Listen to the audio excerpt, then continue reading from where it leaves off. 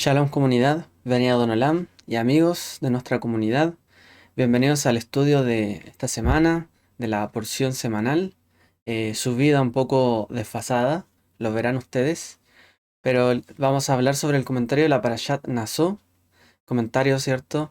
Que es la segunda lectura del libro de Bamidbar. Y este estudio lo he denominado la ley del Mesías.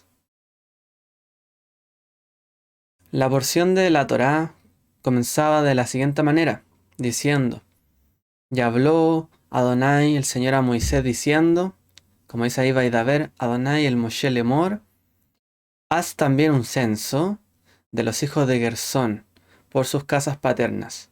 Y como dice en hebreo, Nasot Rosh Benei Gershon. Es decir, esas palabras, ¿cierto? Derivan en el nombre de esta porción. Nasot et Rosh, que significa literalmente levantar las cabezas de los hijos de Gersón, que es una expresión para hablar del censo. Y continúa diciendo, según sus familias, los contarás desde los 30 hasta los 50 años de edad, todos los que enlisten para cumplir el servicio, para hacer la obra en la tienda de reunión. Be'ohel Moed, en hebreo, la tienda del encuentro. Los temas tratados en esta porción son los siguientes. Primero, ¿cierto? Se habla sobre estos gersonitas y meraritas, sus funciones, el censo que se hace sobre ellos. También el censo sobre los levitas en general. Luego se tocará el tema de las personas impuras, algunas de las condiciones que impurifican, ¿cierto? Luego se hablará sobre el proceso de la confesión y la restitución para volver, ¿cierto?, a estar en una condición ritualmente pura dentro del campamento. Luego se trata el tema de la esposa infiel, o la, mejor dicho, la sospecha, ¿cierto?, de la mujer que había sido infiel o que el hombre creyera que era infiel, finalmente. Luego se trata el tema del voto de los nazareos. Finalmente se habla sobre la bendición sacerdotal, que es cierto la bendición tradicional encontrada y pronunciada prácticamente por varias religiones, el judaísmo, el cristianismo y todos sus derivados, como una oración principal, ¿cierto?, de bendición.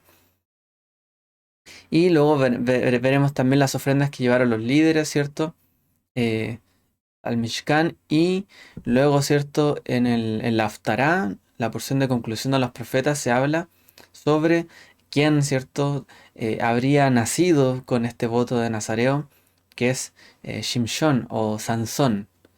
Shimshon, ¿cierto?, en hebreo. Así que esos son los temas que se tratan en esta porción. Y vamos a hablar un poquito de ello, pero vamos a orientarlo más que nada al tema de los levitas, el servicio y la ley, como colocaba aquí en la portada, la ley del Mesías. ¿De qué manera nosotros también podemos desprender cuál es la ley del Mesías? ¿Qué es lo que Él espera de nosotros como creyentes? Y cómo nosotros aprendemos también, ¿cierto?, de los leviim, de los levitas, esta ley. Así que vamos a avanzar. La semana pasada estuvimos viendo, como comenté, la porción Bamidbar, que significa en el desierto, donde el Eterno, ¿cierto?, le ordena a Moshe hacer un censo a toda la población de Israel, y en esta porción especial se enumeran de forma detallada, ¿cierto?, a las familias levíticas, o levitas, de levitas, junto con sus deberes. En esta porción, ¿cierto?, se habla sobre este censo que se realiza o que inicia la en la lectura. Ahora, pasemos a un tema, sobre la vida comunitaria. Nosotros leemos en Gálatas 6, capítulo 2, donde dice Pablo, Shaul, lleven las cargas los unos de los otros, de tal manera que cumplan la ley del Mesías. Llevaos las cargas los unos de los otros para que cumpláis la ley del Mesías. ¿Cuál será esta ley del Mesías? Bueno, vamos a hablar de ello. Eh, Primero, antes de eso, Naso es la porción más larga prácticamente del ciclo de la Torá. En él, ¿cierto? El Eterno le indica a Moshe que le diga a cada familia, ¿cierto? Sus deberes, a cada familia levítica, porque ellos, ¿cierto? Los levitas debían servir a la comunidad y también servir, obviamente, al Eterno, a Dios. De esta manera, la carga que habría dentro de la familia de Israel o dentro del pueblo de Israel sería distribuido y no sería llevado solo por algunos pocos. En efecto, también los levitas, cada uno de ellos, ¿cierto? Cada una de estas familias hacía una función. Unas tenían que ver más con la parte del Mishkan, más de adentro, otros quizás más hacia afuera, alguna cosa, algunos cargaban, otros llevaban, otros traían, otros llevaban y así. Pero de una u otra manera, la vida, ¿cierto? Comunitaria tenía que estar bien distribuida.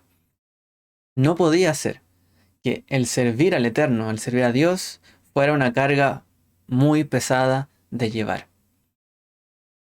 No podía ser una carga tan pesada, por ejemplo, para una familia levítica, que la otra familia reclamase y dijera, pero ¿cómo ellos hacen menos trabajo? ¿Y cómo yo hago más trabajo que este otro? Y ellos son tantos, deberían hacer lo que yo hago. Eso obviamente no podía pasar dentro de la familia de Israel.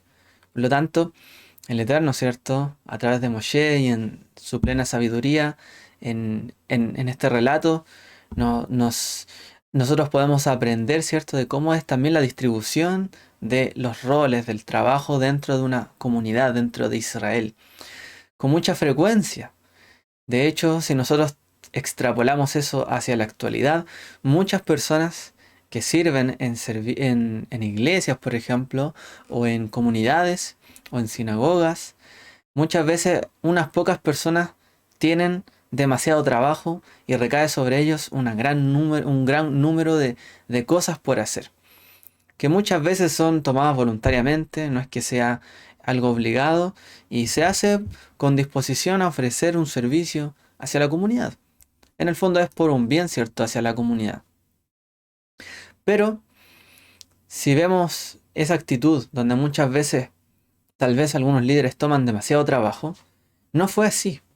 Por ejemplo, cómo se comportó la comunidad primitiva, como se le suele llamar, es decir, la comunidad del Mesías, los primeros creyentes.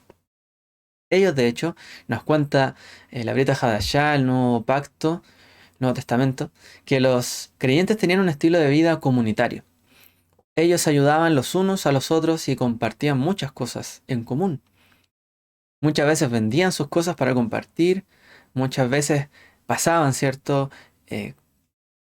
Noches, ¿cierto? Los unos donde los otros, eh, habitación, comida, abrigo, servicio, quizás cultos también, etcétera. Como nos relata el libro de Hechos, que dice, todos los que habían creído estaban juntos y tenían todas las cosas en común, y vendían sus posesiones y bienes, y los repartían entre todos, según la necesidad de cada uno. Hechos 2, 44 al 45. Es decir, la comunidad primitiva realmente aprendió a vivir en comunidad y aprendió por sobre toda cosa primero a valorar, ¿cierto? Que lo que cada uno de ellos tenía estaba para el servicio de Dios y para el servicio de la comunidad. Así como estaba al servicio de ellos, porque obviamente era la bendición del Eterno para cada uno, ellos se disponían a trabajar, ellos se disponían a trabajar los unos con los otros, llevando las cargas y las necesidades unos de otros. Este concepto, ¿cierto? De Kehilá, este concepto de comunidad primitiva, hoy día quizás muchas veces hace falta en las sociedades modernas. Hoy día muchas veces las personas vivimos más aislados y nos preocupamos solamente por satisfacer nuestras propias necesidades y no muchas veces las del bien común. Y cuando las sociedades muchas veces se vuelven egoístas, vienen también muchas veces algunas formas de remediar esto que no son cierto de de la mejor manera. No ocurre muchas veces por una organización social donde todos digan, bueno, tenemos que hacer más cosas, sino que muchas veces viene por una medida impositiva. A veces viene también eh, cargado, ¿cierto? Con odios, con enemistades, los unos contra los otros, quizás envidias, etcétera. Y lo que termina siendo bien común, termina siendo como finalmente como una familia que vive mal, que todos se llevan mal dentro del mismo techo, nadie se soporta, unos quieren lo del otro, los otros quieren esto y todos tienen que vivir bajo el mismo techo. Y no se trabaja por el bien común. Por eso, este ejemplo que tenemos en la comunidad del primer siglo realmente tiene que ser para nosotros algo que nos diga, ¿cierto? Mucho más todavía. Eh, De hecho, por ejemplo, tenemos el caso del kibutz en Israel, que trató de vivir justamente una comunidad donde todos compartieran todo, se distribuyeran los roles. En estos kibutz que se hicieron, ¿cierto? Como comunidades en Israel que vivían en el desierto, en zonas donde trabajaban la tierra, sembraban para cosechar, hacían trabajo, mantenían ciertas cosas y trataban de ser una comunidad autosustentable. Lamentablemente con el tiempo esos sistemas fueron fracasando de alguna manera, se disminuyeron muchísimo, también por factores quizás externos, debido al conflicto. Y en general todo se lleva, ¿cierto? Más por una metodología, podríamos decir, más capitalista. Es decir, de donde está más el capital, que es el ahorro, ¿cierto? Que viene a ser inversión finalmente. Ello cuando genera, ¿cierto? Los ingresos, parte de esos ingresos vienen a ser parte, ¿cierto? De la sociedad, del Estado, por ejemplo, y redistribuye.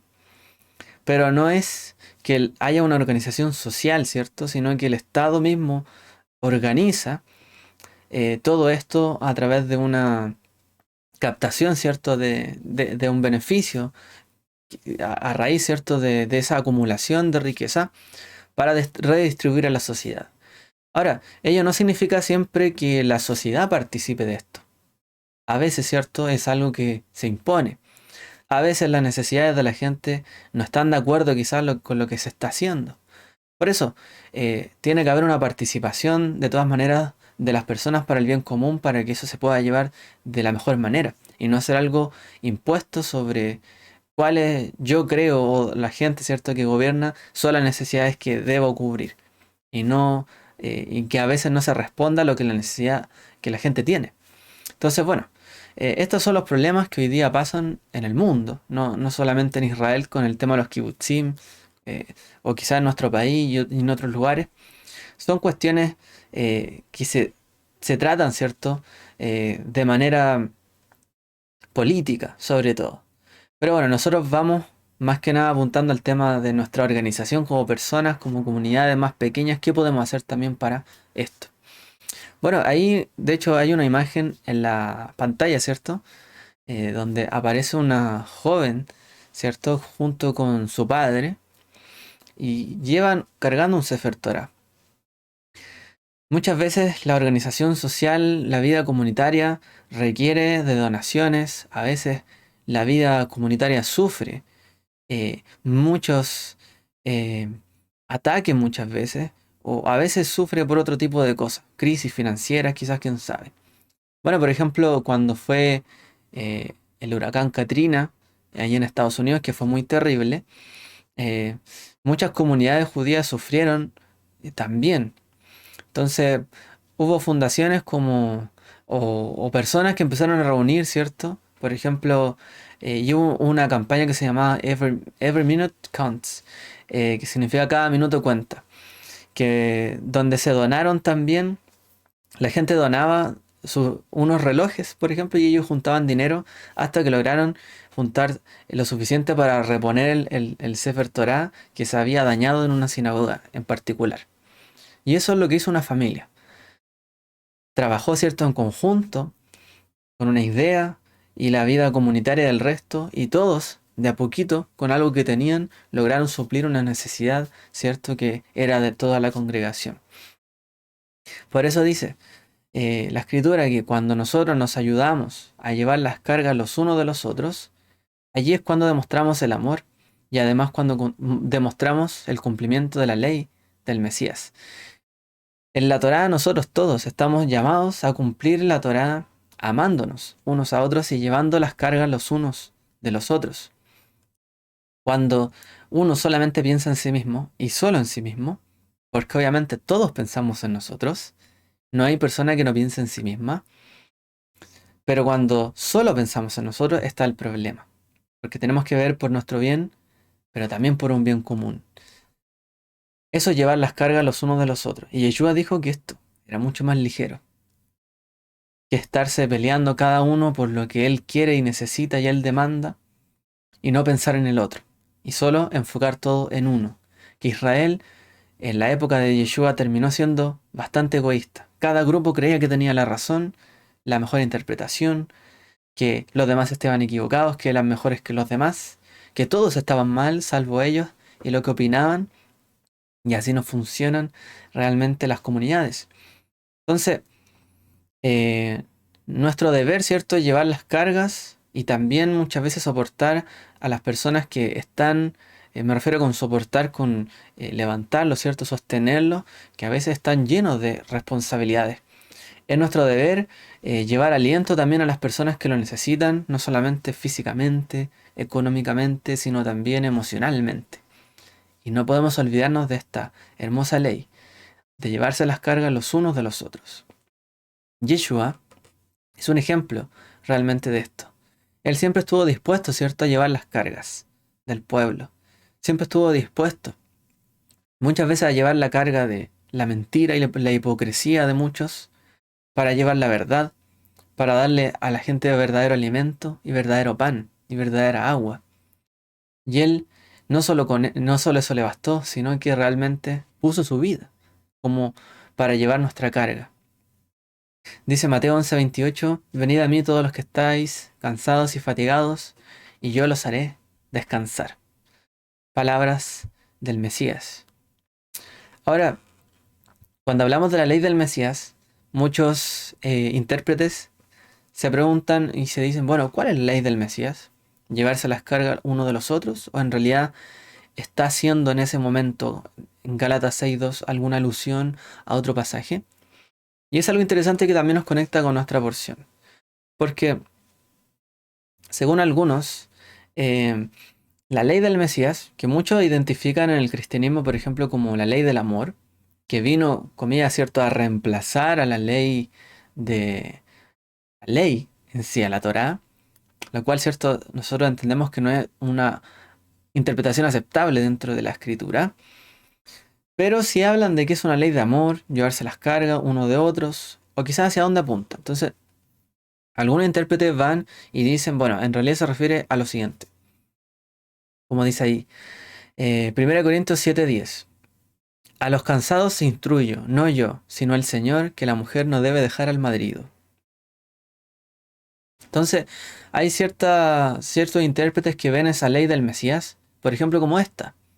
Es decir, Pablo recuerda, a los casados les instruyo.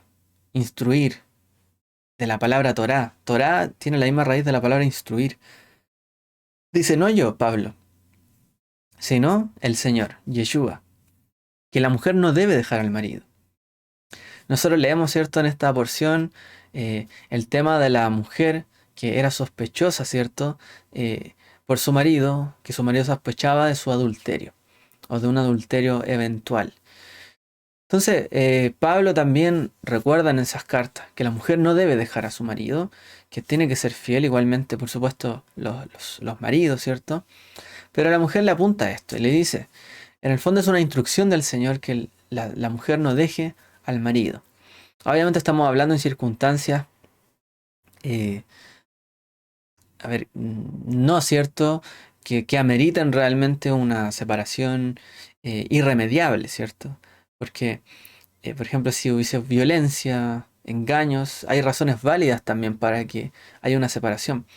Pero el Señor dijo que, como en ese tiempo, realmente, y ya lo mencionó por allí nuestro hermano en comentario del Kabbalah Shabbat, en efecto, muchos se estaban divorciando por razones eh, ilógicas. Por ejemplo, el Talmud relata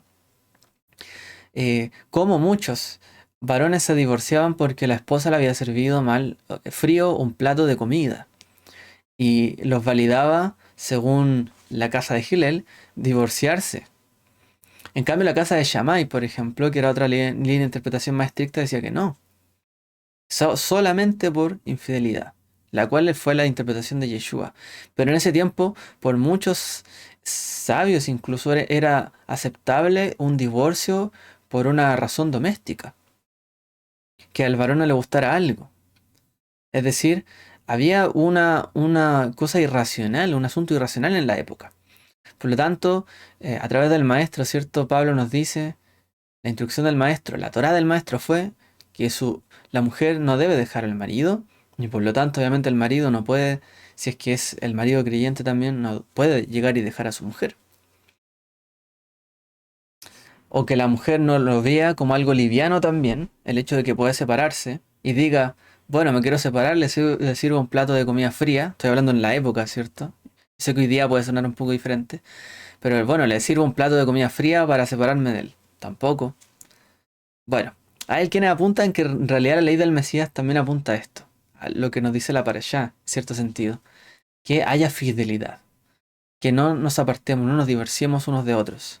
Por otro lado también dicen, pero si carecen de dominio propio, cásense. ¿Qué mejor es casarse que quemarse? También es indicada como una instrucción. Es decir, a los solteros, ¿cierto? Que no pueden mantenerse en una vida de pureza sexual, en vez de quedarse así solteros, dice, y como él menciona, quemarse, mejor que se casen, que también sería como una instrucción del Señor, una instrucción que dejó, ¿cierto?, a sus discípulos.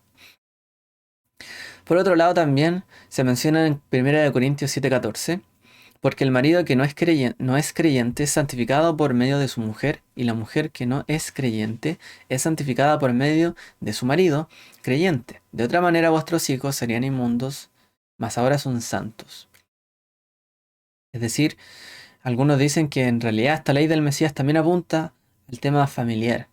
Que si hay un marido, ¿cierto?, que es creyente y su mujer no lo es, que no se divorcie, porque a través de él es santificada esa unión y también la de sus hijos. En el caso de la mujer lo mismo, si ella es creyente y su esposo no, que no se divorcie, que se mantenga así por testimonio, ya que ella también santifica esa relación y santifica también a sus hijos. Así que también algunos apuntan a que la ley del Mesías, y que también puede haber sido una instrucción, si nosotros entendemos el contexto, ¿cierto?, de Torá. Torá es instrucción, no se refiere a la Torá, la ley, como todo el compilado, ¿cierto?, del Pentateuco, por ejemplo, los primeros 5 libros, y donde está contenido todos los mandamientos, sino que Torá se puede referir a una instrucción. Y esta también puede haber sido una clara instrucción del maestro. No se divorcien, manténganse. Perseveren, oren unos por otros. Recordemos que aquí hay una instrucción clara.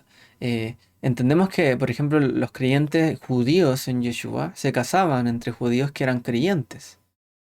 Todos creían, quizás la gran mayoría, en Dios, la Torá, Moshe, etc. Pero en el caso de los gentiles no, era diferente. Muchas veces uno de ellos creía y el otro nunca había creído ni nada, ni estaba cercano a la Torá ni nada. Entonces, ¿qué hacemos ahí? Yo por ser creyente me tengo que divorciar ahora. Ahora que me arrepentí, me tengo que arrepentir también de haber estado con esta pareja, ¿cierto? Que es tan alejada de Dios, etcétera. Mejor abandonarla porque ahora me arrepentí, también me arrepiento de toda mi vida anterior. Esa es la instrucción del maestro. Esto, aunque suene raro, o aunque suene quizá un poco gracioso para algunos, no es algo que no se dé. En particular, yo también, a mí también me han escrito a alguna persona con este tipo de pensamiento, que están dispuestos, por seguir un camino de la Torá, por ejemplo, en dejar a su esposa y familia, por ir a un lugar donde haya una comunidad y servir allí. Esa es la instrucción del maestro. Muchas veces el judaísmo permite un divorcio cuando hay una conversión, justamente porque va a ser muy difícil llevar una vida judía si su pareja no lo es. Ahora el maestro nos pide un acto de fe. Pablo también nos pide un acto de fe. que perseveremos, que veamos un plan de Dios y un propósito en el que Él nos llamó, en nuestra familia, para que también nuestra familia sea santificada, y no para que yo solamente sea santificado. Es decir, no lo veamos simplemente como una conversión religiosa a un lugar, a una secta, a eh, a un grupo específico o al judaísmo, sino que nos están pidiendo que lo veamos como algo más global. Una parte de la restauración es la santificación de las familias. Y hay restauración cuando, ¿cierto? Cuando hay santificación familia a familia. No va a haber, ¿cierto?, una completa restauración, sino hasta que todas las familias de Israel sean restituidas. Y todas las familias de las naciones también. Entonces, ¿de qué vale, cierto, que uno crea y el otro no? Y cada cual por su camino. No habría un crecimiento, una expansión de esta restauración. Entonces, nos están apuntando a un acto de fe, en cierta medida, y también una instrucción. No se divorcien sencillamente. Primero vean, ¿cierto?, propósito de Dios detrás de. También dice Primera de Corintios 7:11, pero si lo deja, quédese sin casar, o de lo contrario que se reconcilie con su marido, y que el marido no abandone a su mujer. Acorde a la Torá, ¿cierto? La persona que se divorciaba no podía volver a tener otra pareja. Incluso por allí, ¿cierto? Aquella que se divorciaba y volvía con, en la misma Torá, se habla como que realmente ya no podía, no podría, por el acto, ¿cierto?, tan dificultoso que era en la antigüedad también. Casarse con alguien, divorciarse, que es un acto prácticamente casi irreconciliable.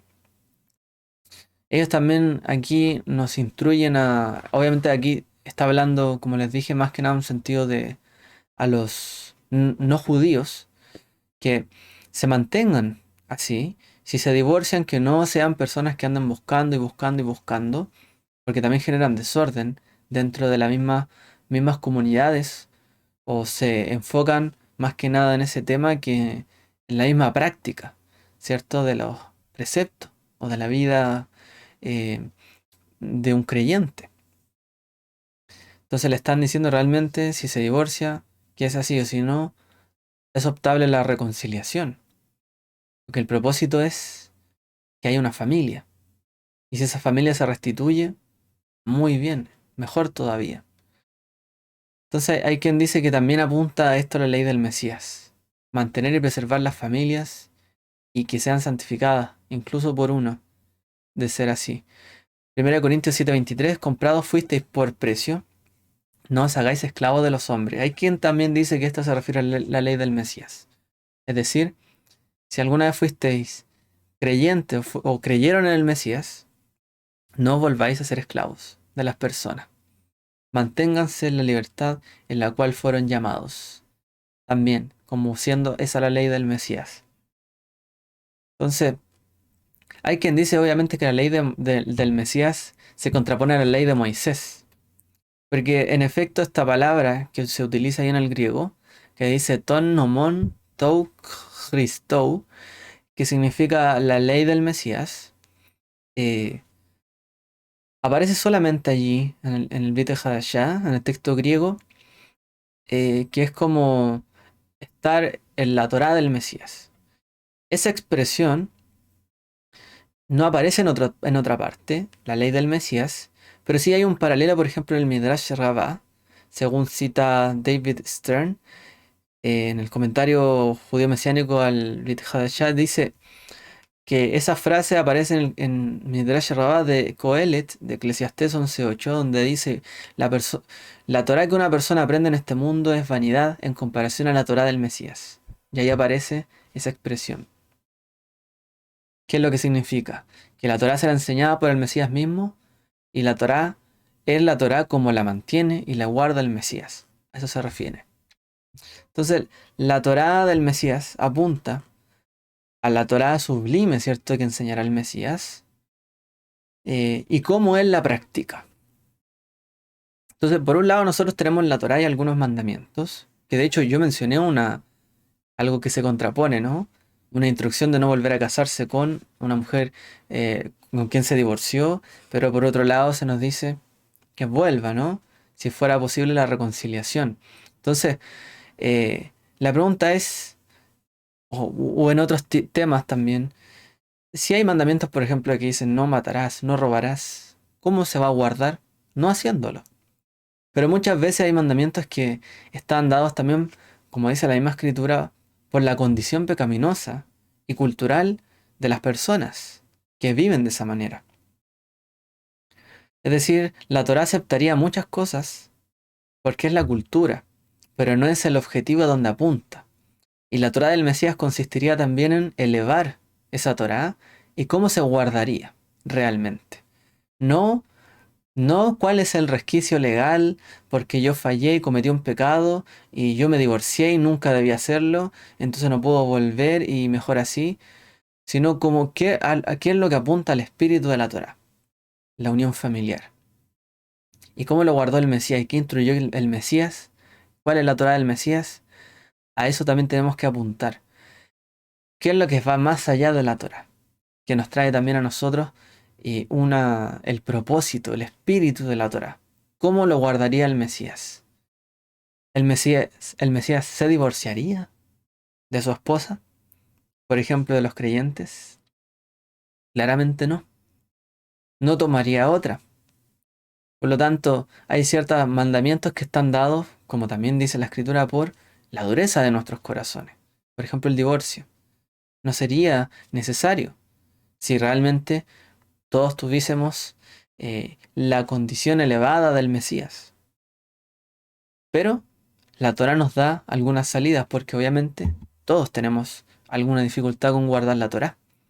Entonces la Torá del Mesías nosotros lo tenemos que ver como algo mayor, sublime. ¿Cómo lo practicaría él? En la santidad, en la pureza, en la línea correcta. Hacia allá va. No es solamente que él anuló la Torá y nos dio una ley de amor. Y hoy día practicamos la ley de amor. No, no es esa, ¿cierto? Porque realmente, como les decía, la Torá se refiere a una práctica, una instrucción, no a todo el conjunto de mandamientos en sí, en este sentido, sino a la práctica de ella. Entonces, estas cosas que aparecieran también en esta parasha, podemos reflexionarlas y elevarlas también. Y a eso estamos llamados. La Torá del Mesías viene para que elevemos la Torá, que podamos elevarla a la altura del Mesías y guardar así la Torá del Mesías. Así que todavía nos queda mucho que aprender. En esta parasha también se habla, ¿cierto?, de algunas cosas, por ejemplo, del servicio. ¿Qué hacían los varones, por ejemplo, en el tabernáculo? Que cargaban equipos, los artefactos, ¿cierto?, del Mishkan, que tenían que protegerlos, pero solamente aparecen varones. En cambio, las mujeres y niños no fueron incluidos, por ejemplo, que estuvieran en la zona más cercana, ¿cierto?, al Mishkan, que estaba ahí donde estaba todo, ¿cierto?, ocurriendo finalmente. Entonces, en esa sociedad, las mujeres, los niños, se ocupaban principalmente de las labores internas del hogar. Incluso, ¿cierto?, hasta el día de hoy en el judaísmo, sobre todo, más que nada en el judaísmo más ortodoxo, la mujer no está obligada a realizar muchas tareas pesadas, por ejemplo, u obligaciones religiosas pesadas que tienen que ver con el tiempo, hay que hacer esto otro, en cuanto a la Torá, que hacen los hombres, sino que está exenta. Aunque muchas veces puede hacerlo también, pero está exenta de la obligación en sí. Entonces, nosotros podríamos ver esto hoy día con un pensamiento a lo mejor eh, progresista y decir, bueno, en realidad allí había, ¿cierto? A ver, ¿cómo es que le llaman? Como un abuso, una presión, ¿cierto? A la mujer, no había una libertad para ella, etcétera. Pero en vez de nosotros pensar y reinterpretar todo lo que pasaba en la antigüedad, en otras épocas, con nuestra visión moderna, podemos ponerlo, ¿cierto?, en el lugar y qué es lo que representa. Que eso es lo indicado cuando uno estudia contexto. Entonces, debemos entender que el papel tradicional de la mujer era muy importante, los deberes domésticos eran fundamentales para la vida de todos. Si nadie come, nadie vive. Y que no se esperaba que la mujer llevara cargas adicionales. Es decir, si además, por la ley de la época, o por la cultura de la época, la mujer tenía que hacer todas las labores que tenían que ver con el hogar, exigirle además que tuvieran que hacer más labores religiosas, sociales, etcétera, ya hubiese sido muy abusivo, ¿cierto? En la época. Porque ya lo otro era dado como algo normal que tenía que hacer la mujer. Entonces, nosotros si lo vemos desde ese punto de vista, la Torá en ese caso las deja exenta y le deja el trabajo a los varones, en este caso levitas. Ahora, hay algo, ¿cierto?, de sabio obviamente en esto, a la luz de la época. También entendemos que la mujer tiene una cercanía, según el judaísmo, ¿cierto? Lo ve. Hay una conexión mayor con Dios, porque está más relacionada la mujer con la vida, y el creador es dador de vida, y la mujer es dador de vida, concibe la vida. Tiene algunos atributos que son más femeninos, ¿cierto? En relación también a Dios, y que eso lo hace un poco más cercana. Entonces, a veces se le ve desde el punto de vista del judaísmo que el varón tiene obligaciones religiosas de la Torá, de práctica. ¿Por qué? Porque su condición es más baja y necesita tener esa conexión para darse cuenta realmente de una conexión mayor con el Creador. Necesita hacer algo más y la mujer de por sí ya entiende y comprende algo más que el varón, aunque no lo haga. Entonces, por ejemplo, si bien nosotros reconocemos que hay un valor grande en la lucha, ¿cierto? Para que hubiese igualdad de derechos también en el caso de la mujer, ¿cierto? A lo largo de la historia, para que no solamente tuviera un rol obligado, ¿cierto? En cuanto a la casa, y que se le condenara si estaba fuera de la casa y si tomaba otros roles. Obviamente, todas esas luchas que hubo en la historia fue para mejorar la condición y la calidad de vida de la mujer. Entonces, pero ¿qué es lo que pasa? Que muchas veces eso terminó jugando o puede terminar jugando en contra. ¿En qué sentido? Muchas veces y en muchos lugares, hasta el día de hoy, muchas mujeres tienen que hacer el doble del trabajo y terminan haciendo el doble del trabajo y muchas veces no tienen apoyo de sus familias, sus comunidades y aparte de trabajar, hacen un papel en el hogar y quizás mucho más y tienen poca ayuda y tienen que hacer de todo. Y tampoco hay una buena distribución de los roles. Por eso, si bien uno puede ver algún sentido positivo que tenga en cuanto a la libertad, de hecho, esto también deriva en por qué hoy día quizás las mujeres están opta, ¿cierto?, por estar más sola que antes. Porque obviamente este estilo de vida, de auto llevar, ¿cierto?, su vida como libremente, para no tener otras cargas y no sumar más a ello, optan, ¿cierto?, por una vida más sola. ¿Cierto? Quizá alejada de su familia o de una pareja, por ejemplo, y llevan sus vidas solas para no tener más cargas y así solucionan esta parte. Pero, ¿qué es lo que pasa? Que muchas veces las familias se ven afectadas y hoy día, de hecho, en la modernidad, la gente, las nuevas juventudes no quieren tener hijos, solamente mascotas, eh, no quieren formar familias y hoy día el matrimonio quizá en el mundo está en una crisis. Esta institución que consideramos sagrada, ¿cierto? Bajo la luz de la Torá, muchas veces ya no se ve necesaria. Entonces, hay que verle una parte, obviamente, buena, pero también hay que ver si es que hay algo que no está tan bien. Por eso decíamos, la ley del Mesías también apunta ¿a qué? A preservar las familias. El primer mandamiento de la Torá tiene que ver, ¿cierto?, con fructificar y multiplicarse, mantener la familia, llevar adelante un pueblo, sostener una nación. Porque una persona puede ir, a lo mejor puede llegar, ¿cierto? Lejos. O puede ir rápido, perdón. Así el dicho, una persona sola puede ir rápido, pero más de una persona, dos o más, pueden ir más lejos. Y la sociedad tiene que continuar, tiene que ir lejos, no solamente ir más rápido.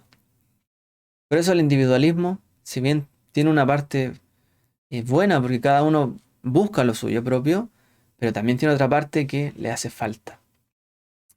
Pero si pensamos en una vida conjunta, familiar, una comunidad que apunta hacia el futuro a llegar más lejos, necesariamente tenemos que hablar que no todos se sustentan por sí mismos, sino que una comunidad tiene que ayudarse, apoyarse y llevarse la carga los unos de los otros. Porque si alguien es solo, solo lleva su carga, pero esta introducción de llevarse las cargas unos de otros porque asumimos que cada uno está tomando un rol, un papel.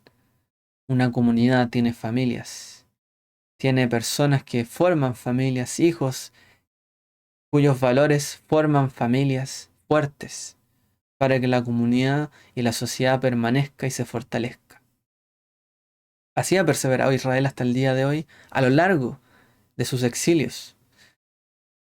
Llevarse las cargas unos de los otros y no solo yo por la mía. Entonces, la Torá también nos invita a esta reflexión de un individualismo también a un poco lo colectivo. El resultado final muchas veces para la mujer, como decíamos hace un momento, es que terminan sobrecargadas y hay muchas más tensiones que otra cosa. Por eso es muy importante la comunicación. Si se van a compartir roles o se van a tomar más roles, no es bueno asumir roles sin compartir responsabilidades o tareas, cierto trabajo. Y eso es importante en la familia. Es importante en la Torá que podamos compartir responsabilidades y no sobrecargarnos unos de otros. Yo llevo esto, tú llevas esto. Así se construye, ¿cierto?, una comunidad. Entonces, la Torá nos habla un poco de esta solución, ¿cierto? De que realmente todo el pueblo tiene que estar unido. ¿Cuándo? Cuando trabajemos juntos y en armonía. Por eso se especifica en esta porción el tema de la mujer sospechosa de infidelidad o de adulterio, ¿cierto? La mujer en la ley de la sotá. Y esto, ¿cierto? Creo que ahí. Eso también, ¿cierto? Pasaba por una experiencia difícil en la mujer para librarse, ¿cierto? Para establecer su inocencia, finalmente. Eh, un paréntesis, la escritura en Tito, ¿cierto? También nos recuerda que las mujeres mayores, por ejemplo, deben instar a las más jóvenes a amar a sus esposos, sus hijos, a que se puedan controlar y mantener en la pureza, a que se ocupen también de su hogar y que sean bondadosas y sujetas también. Sujeto se refiere obviamente a estar en un orden, ¿cierto? En un orden en cuanto a un establecimiento de cómo se recibe la bendición, para que nadie menosprecie la palabra de Dios y hay un orden en la familia, cada uno con su rol y se respeta el rol del otro. Y se distribuyen responsabilidades y cada cual tiene una responsabilidad y no se pasa el uno por sobre el otro.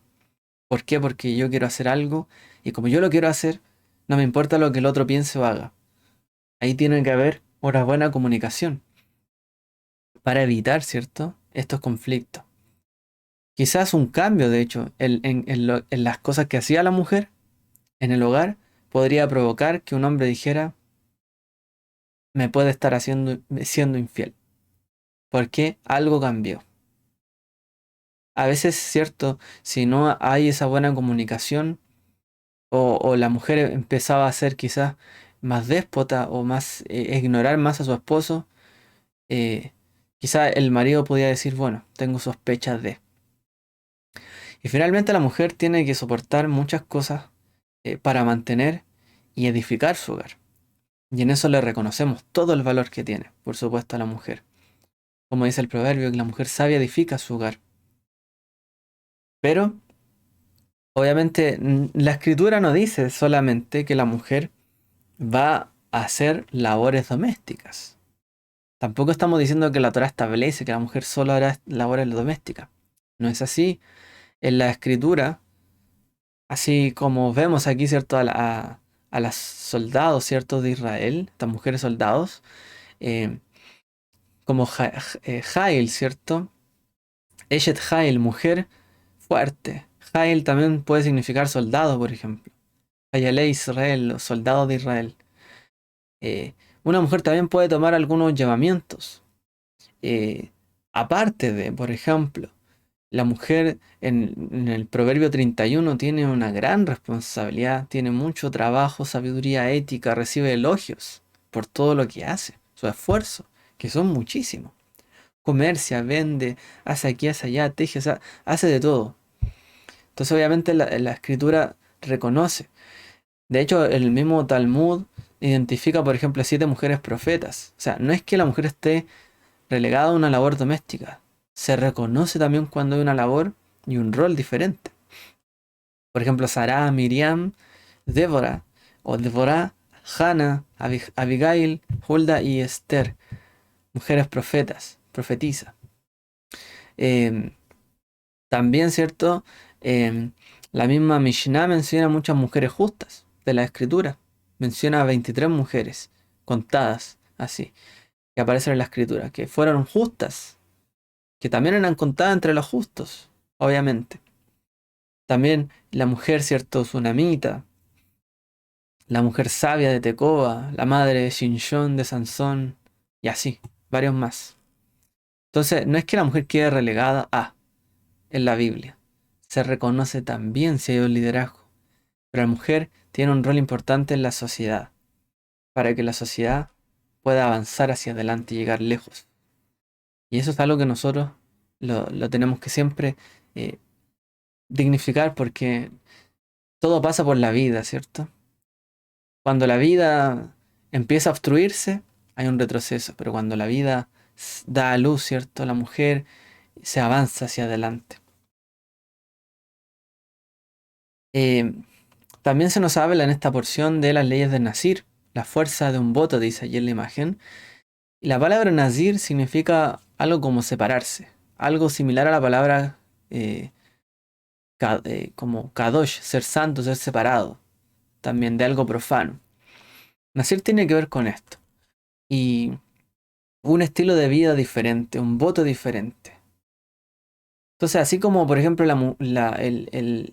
el varón tenía que hacer ciertas tareas y había otras que por no ser de esa familia levita no podía hacer, un hijo de Israel común no podía hacer ciertas labores levíticas para él santificarse, pero sí podía tomar un voto. Es algo similar a lo que pasa con la mujer, ¿cierto? A lo mejor hay un rol, hay un papel que juega naturalmente en la subsistencia de la humanidad que no podemos nosotros eh, tapar el sol con un dedo. O sea, si no hay alumbramiento, la humanidad deja de existir si ninguna mujer da a los más hijos. Nuestra especie se encontraría en peligro de extinción, ¿cierto? Entonces, hay un papel que juega por el mero hecho, ¿cierto?, de su condición natural, pero también puede tomar votos. Así como la mujer también toma más roles, el hombre también podía tomar otros roles, como el nazareo. Y el nazareo también podía enfocarse más en servir al Eterno, ¿cierto? Así como lo que leímos en la Haftará con Shimshon. Y le dice, ¿cierto? El Eterno a su madre le dice, ten cuidado, no bebas vino ni sidra, ni comas nada inmundo, porque aquí concebirás y darás a luz un hijo. No pasará navaja sobre su cabeza, porque el niño será nazareo para Dios desde el vientre y comenzará a salvar a Dios de la mano de los... Perdón, comenzará a salvar a Israel de la mano de los filisteos. Jueces 13, 4 y 5. Eso demuestra que el Eterno tiene un plan con cada uno de nosotros aún desde el vientre, ¿cierto? Como le fue dicho a ella. Como también dice en Jeremías, antes de que te formase en el vientre, te conocí, antes de que nacieras, te santifiqué y te puse por profeta para las naciones. Hay un propósito en la familia. La mujer lleva vida con propósito. Y eso es algo importante. La mujer lleva vida con propósito. La ley del Mesías de cargar la vida de los unos de los otros, porque finalmente es eso. La mujer naturalmente carga la vida de otro, lleva la carga de otra vida. Y todos nosotros tenemos que aprender eso, a llevar la carga de la vida del otro. Eso nos está enseñando también. Consagrar y santificar, ¿cierto?, la vida. Consagrar también el propósito de Dios para cada vida. Es el llamado que Dios también nos hace en este tiempo, en este día. Que santifiquemos el propósito que Dios tiene con cada vida. Y no solamente que sea un número o que cada uno individual, sino que realmente reconozcamos también el propósito de Dios en cada uno, en otros. Y también reconozcamos el valor de lo que muchos toman para servir a Dios. Y no solo que nos enfoquemos en uno mismo, en lo que uno hace.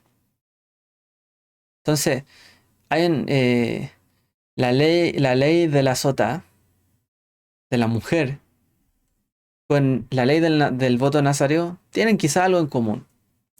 Por ejemplo, la palabra de la ley de la sota comienza con una mujer que pudo haber cometido una transgresión, y en hebreo se dice mal, una malversación. Es como el mal, pero contiene otra mal. Esto enfatiza también que el carácter de los votos del matrimonio eh, revelan también eh, cualquier tipo de infidelidad, que cualquier tipo de infidelidad es una transgresión. Un poco lo que dijo Yeshua, el que transgrede también con sus ojos. O sea, cualquier cosa que transgrede algo sagrado como la unión matrimonial es finalmente una transgresión. Cualquier cosa que el voto de nazareo, que el nazareo hiciera, ¿cierto? Fuera de su voto, también lo llevaba a una transgresión, porque él mismo asumió un voto. De esta forma, ¿cierto? Eh, finalmente es como lo que ocurrió con el fruto prohibido, que comió, ¿cierto?, Javá y Adán en el Gan Eden, en el jardín del Edén. Hubo un acto de infidelidad hacia Dios y del uno hacia el otro, un engaño también, a través de una mentira que se coló allí. Que por cierto, el estudio también de la semana es sobre la mentira. Los invito a verlo también. La tradición judía también sostiene que, por ejemplo, el árbol del conocimiento era una vid. Incluso hay quien dice que era una vid, otros dicen que era otro tipo de fruto, pero hay quien dice que era una vid. Justamente el ingrediente que el nazir, el nazareo, no podía beber. Y eso lo ayudaba a mantenerse apartado, santo, con el voto que había hecho. Es decir, es como, solamente te pido que no comas de la vid, de ese árbol. Es muy similar, porque el nazareo no podía beber nada de la vid. Es muy similar a lo que le dijo, ¿cierto?, el Eterno a Adán: no podrás comer solo de ese árbol y su fruto. Entonces, el voto del nazir viene como en parte a corregir, ¿cierto?, una unión mayor con el Creador a través de un voto. Seré libre de hacer lo que yo quiera, es decir, en mi vida, con lo que tú me has dado, pero yo evitaré hacer cierta cosa para ti. Me consagraré también para ti. Viviré mi vida, pero también cargaré, ¿cierto?, con este voto, un voto de amor. La fuerza de un voto nos acerca al Creador. El Nazir lo acercó, el voto también lo acercaba y mantenía la comunión de Adán y Javá con Elohim, pero eso se transgredió. Entonces, tanto el voto del Nazir como el voto del matrimonio y como otro tipo de votos, sobre todo hoy día el matrimonio, tienen mucho peso, tienen propósito. Es algo bello que nos conecta con el Eterno. Tenemos que mantener nuestros votos. Como dice el libro de Coelet, cuando uno hace un voto a Dios, no debe tardar en cumplirlo, porque a Dios no le agradan los necios. Tenemos que cumplir los votos. Es mejor no hacer un voto que hacer uno y no cumplirlo. Dice: no dejes tu boca que te lleve al pecado. No proteste al mensajero del templo diciendo: mi voto fue un error. Porque dice: ¿por qué debería Dios enojarse con lo que dices y destruir la obra de tus manos? Entonces, mientras, por ejemplo, en algunas religiones, abstenerse de un voto de un matrimonio se considera algo sagrado. En el judaísmo y en la Torá, al contrario, el tomar un voto es considerado algo sagrado.